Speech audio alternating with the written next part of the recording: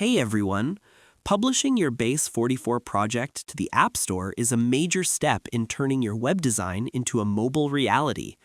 In 2026, the process involves bridging your Base44 project with a native wrapper and then navigating Apple's professional submission requirements.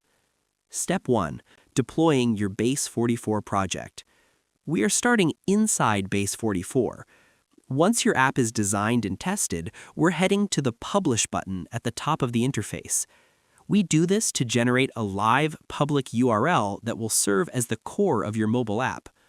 Click Publish to host your app as a web application. Click the Share icon and copy the URL. This link is what the App Store wrapper will display to users. Step 2. Building the app via appmyweb.net. We do this to wrap your Base44 URL into a native iOS container that Apple can distribute. Create an account, click Create App, and paste your Base44 URL into the Link to your website field. Select your theme colors and choose a layout like a bottom tab bar or a side drawer that fits your app's navigation style.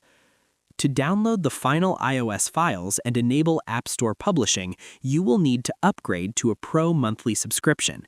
This unlocks the technical assets Apple requires for submission. Step 3. Navigating the Apple App Store submission. We are finishing with the Apple App Store submission process. Once you have your package from AppMyWeb, here is the roadmap according to Apple's official guidelines.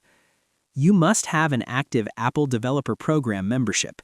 This is where you set up your product page with your app's name, icon, description, and keywords.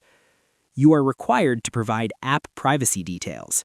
You'll need to disclose what data your app collects. This forms the Privacy Nutrition label on your store page. After uploading your build, you submit it for app review.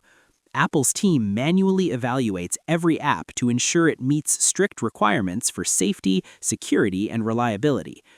You can use TestFlight to invite external testers to try your app before the official launch to catch any bugs.